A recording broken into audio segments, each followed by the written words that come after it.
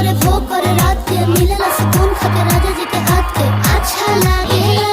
कमर ककरी से भइल काटा ताराबा हो गलिया लागेला जान टमा ताराबा हो गलिया लागेला जान टमा ताराबा हो। तोरे गया तुझे कौन पा करना